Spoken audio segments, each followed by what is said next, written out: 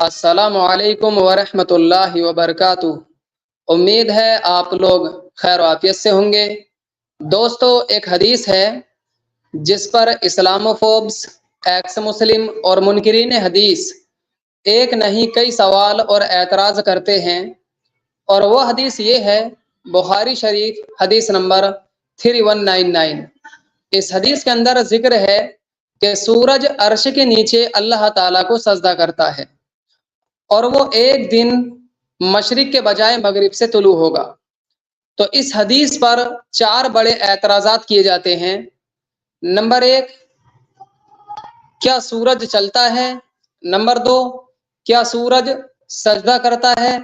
Number तीन, अगर सजदा करता है तो वो दिखता क्यों नहीं? नंबर चार, क्या सूरज वापस जा सकता है, यानी मगरिब से तुलू हो सकता है? तो ये चार बड़े एतराज़ात थे जो आम तौर पर इस हदीस पर किए जाते हैं। मैं इन एतराज़ात का जवाब देने से पहले हदीस में मौजूद एक नुक्ता जिक्र करना चाहूँगा, और वो नुक्ता ये है कि क्या सूरज अर्श के नीचे है? तो इसको तमाम मुसलमान मानते हैं, यहाँ तक कि मुनकिरीन हदीस भी, कि इस अर्थ, सन, सोलर सिस्टम, गैलेक्सीज, यूनिवर्स और इस पूरी कायनात को अल्लाह ताला का अर्श घेरे हुए है। यानी तमाम मखलूकात में अल्लाह का अर्श एक ऐसी मखलूक है जो सबसे ऊपर है, सबसे बुलंद है, और अल्लाह ताला उससे भी बुलंद है। बल्कि अल्लाह ताला ला मकान और ला जमान है। यही मतलब है सूरह आराफ की इस आयत का, सूरह नंबर 7 आयत नंबर 54। अब मैं हदीस पर किए गए पहले सवाल की तरफ आता हूं, यानी क्या सूरज चलता है? इस बारे में कुरान कहता है सूरह यासीन सूरह नंबर 36 आयत नंबर 38, अशम्स तजरी, के सूरज चल रहा है। दूसरी आयत सूरह अंबिया सूरह 21 आयत नंबर 33, वहुवल्लज़ी खलक़ल लैला वन्नहार वश्शम्स वल क़मर, अल्लाह ताला ही वो ज़ात है जिसने रात और दिन को बनाया, सूरज और चांद को बनाया, कुल्लुन फी फलकिन यसबहून, हर एक अपने मदार में तैर रहा है। तो कुरान की इन आयत के मुताबिक सूरज चल रहा है। साइंस इस बारे में क्या कहती है? साइंस पहले कहती थी कि सूरज चलता नहीं है, लेकिन 1610 ईस्वी में गैलीलियो ने जब सूरज की सतह पर घूमने वाले ब्लैक स्पॉट को डिस्कवर किया, तो उसने ये साबित कर दिया कि सूरज रुका हुआ नहीं है, बल्कि सूरज चल रहा है।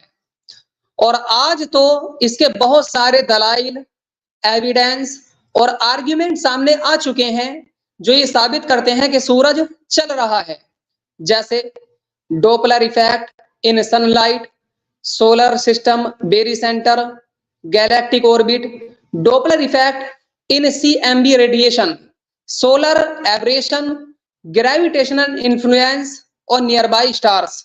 ये वो सारे दलाइल हैं जो ये साबित करते हैं कि सूरज चल रहा है।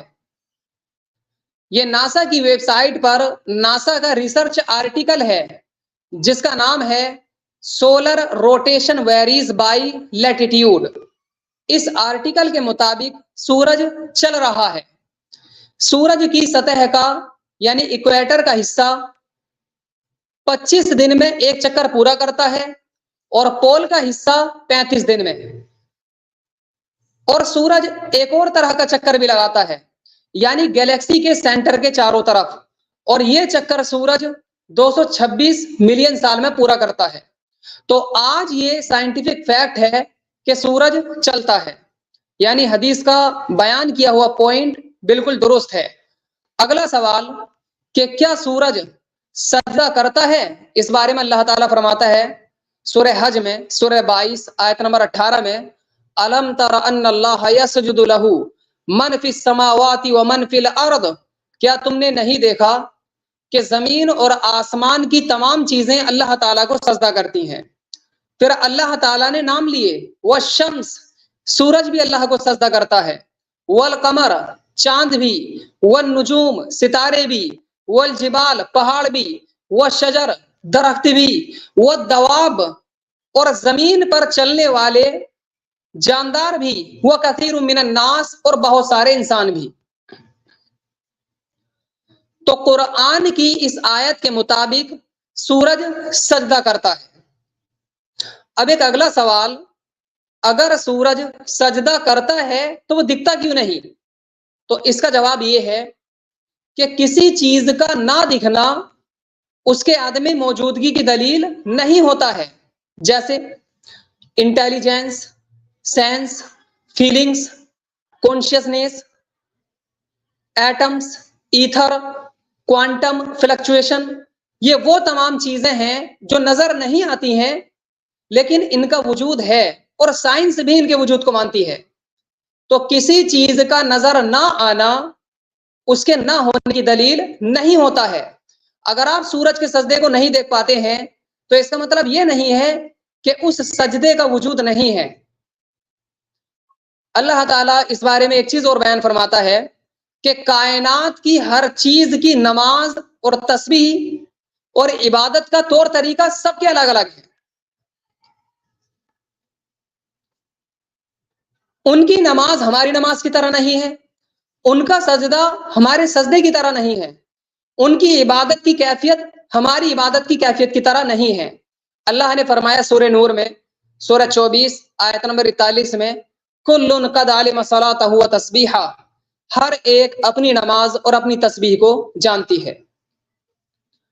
اللہ تعالیٰ آگے بیان کرتا ہے اس بارے میں سورہ انبیاء میں، سورہ 17 آیت نمبر 44 میں، ان من شیء الا یسبح بحمدہ، کہ دنیا کی ہر چیز اللہ کی تسبیح بیان کر رہی ہے، تعریف بیان کر رہی ہے، یعنی دنیا کی ہر چیز اللہ تعالیٰ کی عبادت کرتی ہے، لیکن وہ وَلَٰكِن لَّا تَفْقَهُونَ تَسْبِيحَهُمْ، تم ان کو ان کی تسبیح کو سمجھ نہیں سکتے، کیونکہ ان کی عبادت، ان کی نماز، ان کا سجدہ تمہاری عقل، تمہارے حواس، تمہاری استعداد اور تمہاری طاقت و قوت سے باہر ہے، یعنی تمہارے حواس کی حد سے باہر ہے۔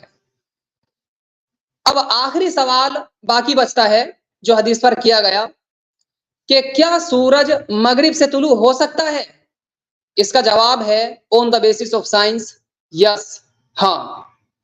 دو طرح کے تارے اور پلانٹس ہوتے ہیں جو پروگریڈ موشن بھی کرتے ہیں اور ریٹروگریڈ موشن بھی کرنے لگتے ہیں، جیسے وینس اور یورینس، یہ دوسرے تاروں اور پلانٹس کے مقابلے اپوزٹ ڈائریکشن میں چلتے ہیں۔ اسی طرح سے پلوٹو، مارس، جوپیٹر، سیچرن، یہ ایسے پلانٹس ہیں جو چلتے چلتے ریٹروگریڈ موشن کرنے لگتے ہیں، یعنی اپوزٹ ڈائریکشن میں چلنا شروع کر دیتے ہیں۔ تو اس کے مطابق سورج مغرب سے طلوع ہو سکتا ہے۔ دوسرا سائنٹیفکلی جواب، زمین کا نارمل ایکسیل ٹلٹ 23.5 ڈگری ہے۔ اگر یہ ایکسیل ٹلٹ یہ شفٹ ہو جائے 180 ڈگری تک یا اس کے آس پاس تو کیا ہوگا؟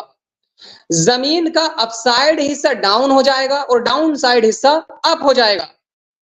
اس وقت جب سورج طلوع ہوگا تو وہ ہم کو مغرب سے طلوع ہوتا نظر آئے گا، اور ایسا ہونا بالکل پاسبل ہے، بالکل ممکن ہے، جب زمین پر میسو ایکسٹرنل فورس لگ جائے، جیسے میسو سیلیسٹیل کولیزن کے ذریعے یا گریویٹیشنل انٹریکشن کے ذریعے، اور ایسا ہونا بالکل ممکن ہے، یعنی on the basis of science, theoretical, یہ بالکل ممکن ہے کہ سورج مغرب سے طلوع ہو جائے۔ اب میں اس کا ایک جواب اور دینا چاہوں گا، وہ بھی قرآن مجید سے۔ اللہ تعالیٰ فرماتا ہے قرآن مجید میں سورہ تکویر میں، سورہ 81 آیت نمبر 15 میں، فلا اقسم بالخنس، مجھے قسم ہے واپس جانے والے، پلٹنے والے اسٹار کی، چونکہ سن بھی ایک اسٹار ہے تو وہ بھی واپس جا سکتا ہے، یعنی مغرب سے طلوع ہو سکتا ہے۔ میں اس کا ایک عقلی جواب بھی دینا چاہوں گا، لوجیکل آنسر، اور وہ یہ ہے کہ قانون بنانے والے اپنے قانون میں تبدیلی کرنے کی طاقت اور حق دونوں رکھتے ہیں۔ جیسے پارلیمنٹ قانون بناتی بھی ہے اور وہ اس کے اندر تبدیلی بھی کر سکتی ہے، ٹھیک اسی طرح اللہ تعالیٰ نے یہ کائنات بنائی، اس کائنات کے اندر موجود ان فزیکل لاز کو بنایا، تو وہ ان فزیکل لاز میں تبدیلی کرنے کی طاقت اور حق دونوں رکھتا ہے۔ یعنی اللہ تعالیٰ سورج کو مغرب سے نکال سکتا ہے۔ یہ تھا اس کا لوجیکل آنسر۔ اب میں حدیث میں موجود ایک نقطہ اور ذکر کرنا چاہوں گا، اور وہ یہ ہے کہ سورج جب غروب ہوتا ہے تو وہ اللہ تعالیٰ سے نکلنے کی اور سجدہ کرنے کی اجازت چاہتا ہے، چونکہ پوری دنیا میں ہر وقت کہیں نہ کہیں سورج غروب ہوتا رہتا ہے، تو اس کا مطلب یہ ہوا کہ سورج ہر پل ہر ٹائم ہر وقت سجدے کی حالت میں رہتا ہے۔ تو معلوم ہوا کہ حدیث کے بیان کیے ہوئے تمام نکات اور پوائنٹس اور تمام چیزیں بالکل درست اور حق ہیں۔ آخر میں اللہ سے دعا ہے کہ اللہ تعالیٰ عمل کرنے کی توفیق عطا فرمائے، آمین۔